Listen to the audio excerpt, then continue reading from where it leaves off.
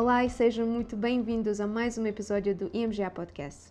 O episódio de hoje terá como tema principal as perspectivas da IMGA para o segundo semestre de 2025, nomeadamente nos setores de obrigações e ações.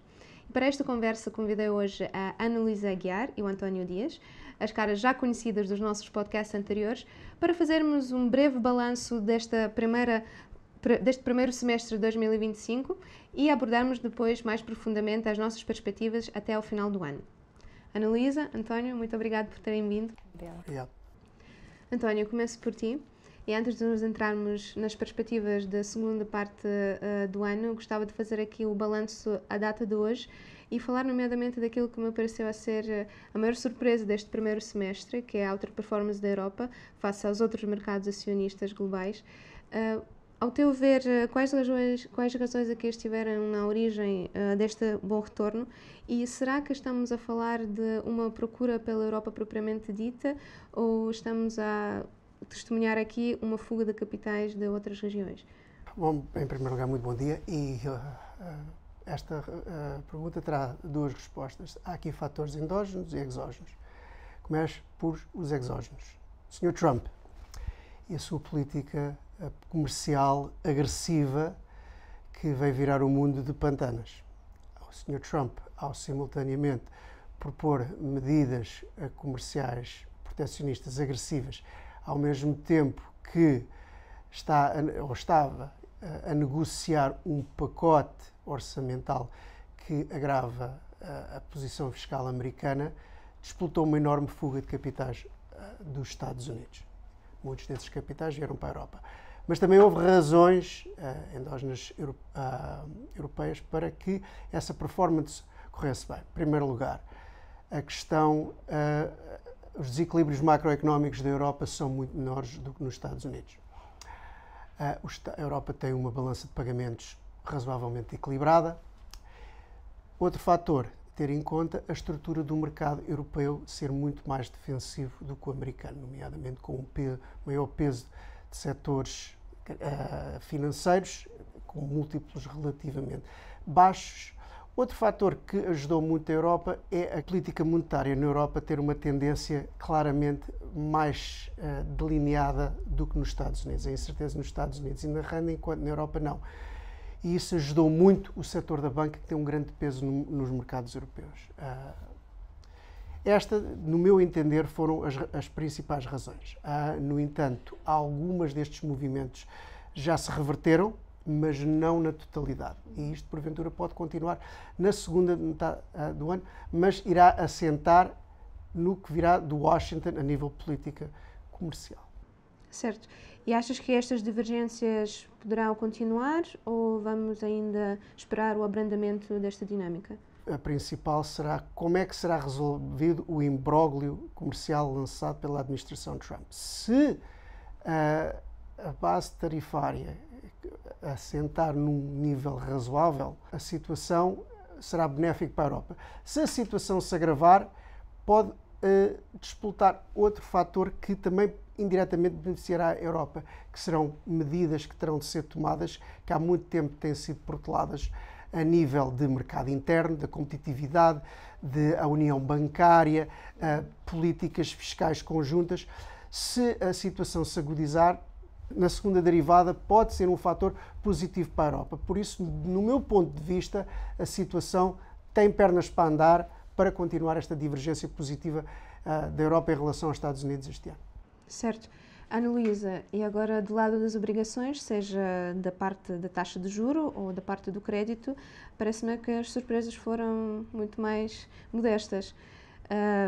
Neste caso, terá sido mesmo assim ou aqui também assistimos a um movimento algo inesperado face às expectativas que fizemos no início do ano? Bom dia, Sasha. Ora, o semestre teve algumas surpresas e também foi marcado por uma forte volatilidade no mercado obrigacionista. Começando pelos Estados Unidos, nós conhecíamos a intenção da aplicação de tarifas aduaneiras e do combate à imigração. Aliás, estas sempre foram as duas grandes medidas do partido de Donald Trump. Também sabíamos que o crescimento americano estava relativamente bem ancorado pelo próprio dinamismo da economia americana, e porque também iria beneficiar de outras medidas, nomeadamente um aumento da produtividade, desregulação, aplicação de inteligência artificial e outras medidas económicas pensadas quer para o setor público, quer para o setor privado. Perante um crescimento que se esperava robusto e níveis de inflação ainda ligeiramente acima do target da Fed, esperávamos que as taxas se mantivessem até em níveis um pouco mais elevados do que era o início do ano. O que é que nós não esperávamos? Não esperávamos de todo uma complexidade tal e uma imprevisibilidade na gestão deste tema das tarifas aduaneiras. E, na verdade, todo o processo de ameaça, de retaliação, de adiamento, acabam por retirar muita confiança no mercado, inibir decisões de investimento e isso acaba por ter um impacto inevitável no crescimento.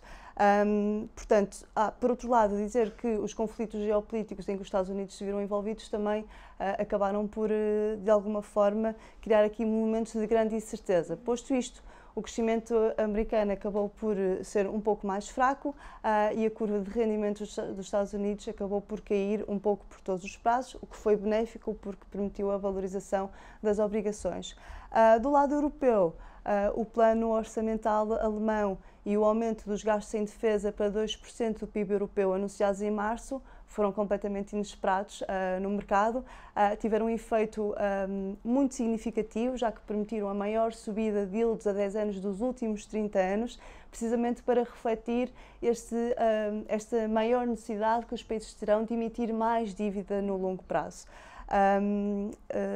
Posto isto, acabamos por assistir a um steepening da curva, ou seja, um aumento das taxas no médio e no longo prazo, por contrapartida das taxas de curto prazo que caíram ligeiramente, também um reflexo da normalização da política monetária por parte do Banco Central Europeu, já iniciada em 2024.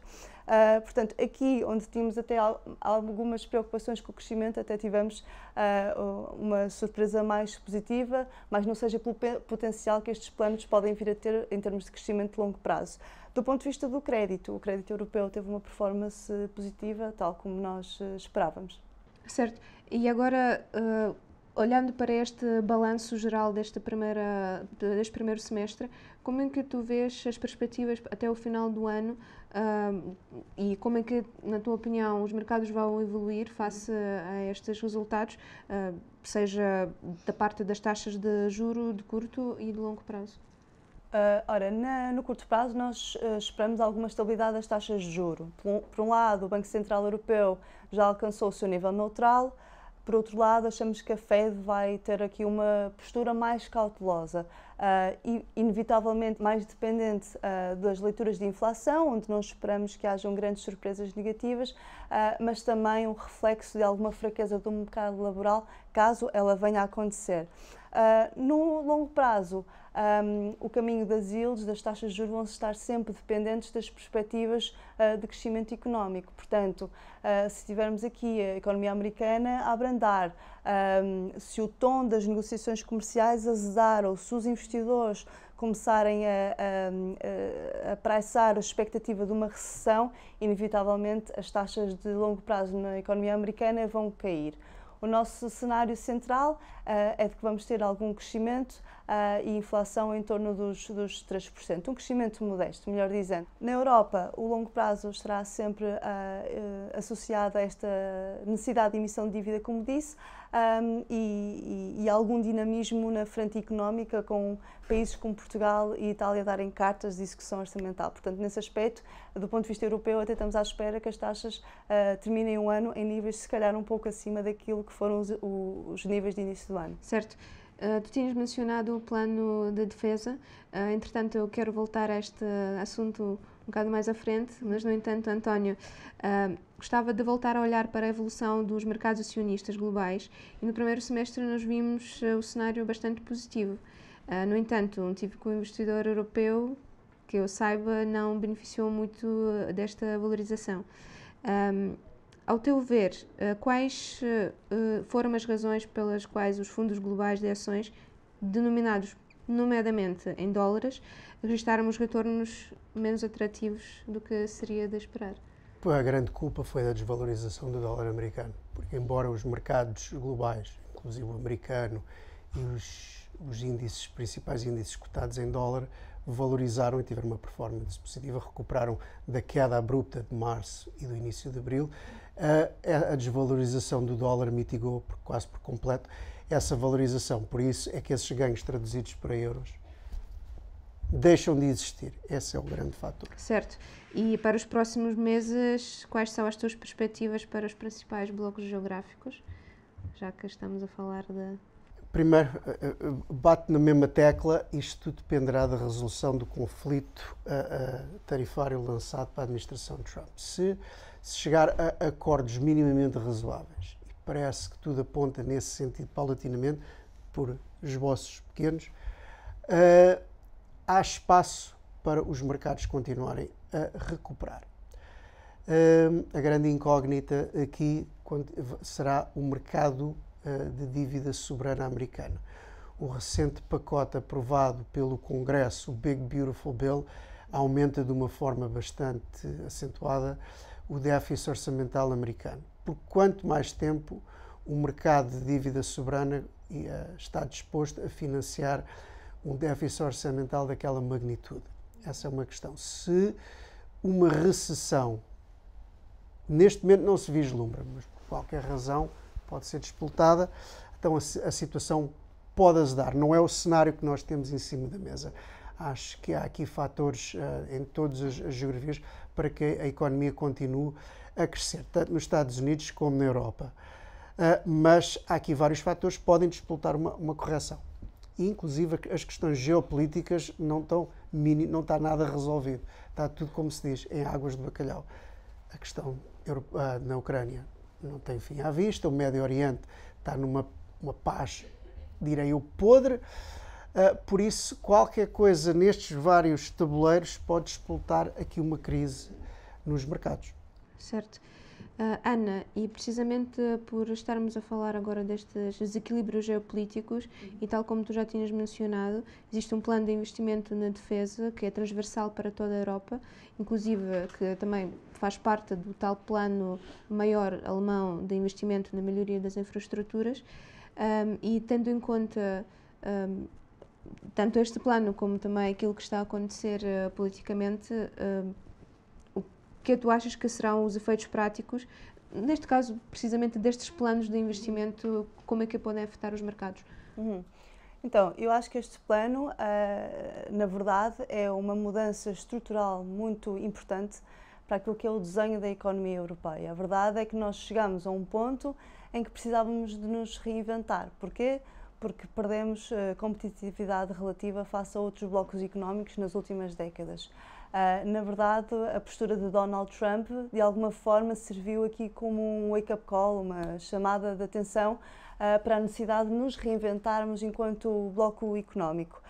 Talvez, então, a aposta na defesa e o plano de infraestruturas seja aqui um ponto de partida para um crescimento um bocadinho mais palpável e tão não anémico como nós esperávamos há, se calhar, 6 meses atrás, um bocadinho potenciador deste crescimento para o futuro próximo. E sem dúvida que o plano orçamental alemão e a queda do debt break foram essenciais para isso acontecer. Do ponto de vista de crédito, tudo aquilo que contribua para melhorar o dinamismo económico europeu, para nos reafirmarmos enquanto potência, vai ser sempre positiva para o perfil de risco europeu. Para completar e finalizar, do ponto de vista de escolha setorial, diria que setores como o da energia, da construção ou da defesa sairão sempre beneficiados. Certo. E agora, por falar em setores, António, quais é que tu pensas que serão os destaques ao nível setorial para os próximos meses? Se há alguma área que estejas especificamente atento? Há 2 setores que, pela sua performance recente, acho que têm espaço para continuar. Vou dividir no mercado americano o setor de semicondutores, muito penalizado pela guerra comercial disputada pelo Sr. Donald Trump, mas os sinais cada vez apontam mais para um apaziguamento das medidas inicialmente impostas ao setor. Também há aqui o fator do investimento maciço em inteligência artificial. o que tem potencializado o setor e de que maneira. E tudo aponta para que esta tendência fortíssima de investimento será para continuar. Agora vir para a Europa, como a Ana já aludiu, a forma como a curva de taxas de juros tem se comportado na Europa tem potenciado muitíssimo a performance do setor da banca europeia. Mas as questões que têm sido proteladas ao longo dos anos, nomeadamente uma união bancária, finalmente começa a haver algumas brechas nas resistências para que isso venha eventualmente a acontecer. Já começa a haver sinais de fusões e aquisições, embora resistidas por autoridades nacionais, mas mais tarde ou mais cedo a lógica económica terá de se impor aqui. E daí o setor bancário europeu tem condições para continuar a performar muitíssimo bem. Já sofreu uma revalorização muito positiva nos últimos tempos e eu acho que este movimento pode continuar no curto e no médio prazo.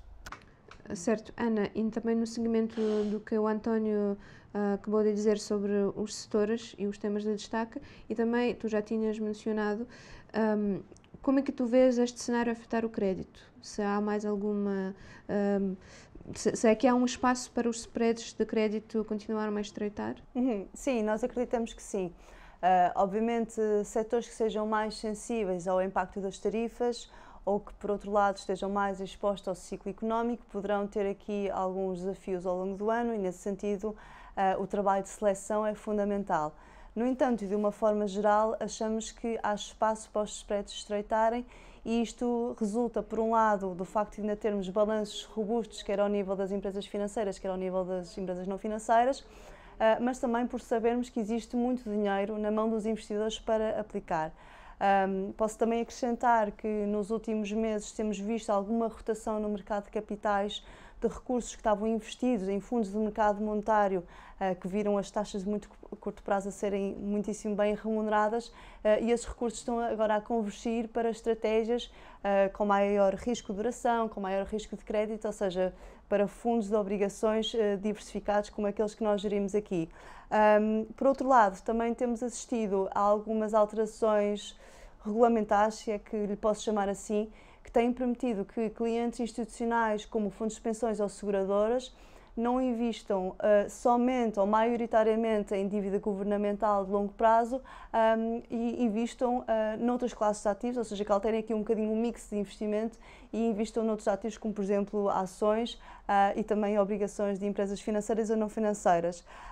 Por fim, dizer que as empresas americanas terão aqui um desafio adicional, que é precisamente acomodar o impacto das tarifas e o resultado deste esforço vai depender da capacidade que estas tenham de passar este efeito para o consumidor final, para onde não terem que abdicar de margens de rentabilidade. Certo. Ana, António, muito obrigada pela esta conversa e por fazermos este balanço. E acredito que vamos nos ver daqui a uns meses para fazer o contrabalanço e ver como que os mercados se comportaram já com a visão mais geral deste ano. Obrigada. Obrigada. Muito obrigado. E para os nossos seguidores e os nossos espectadores, muito obrigada por estarem hoje aqui conosco. Não se esqueçam de nos seguir nas redes sociais para estarem atualizados sobre últimas notícias do mercado e também sobre os produtos da IMGA em @IMGestãodeativos, seja no LinkedIn, Instagram e YouTube. E nos vemos no próximo episódio da IMGA Podcast e até lá desejamos a todos bons investimentos.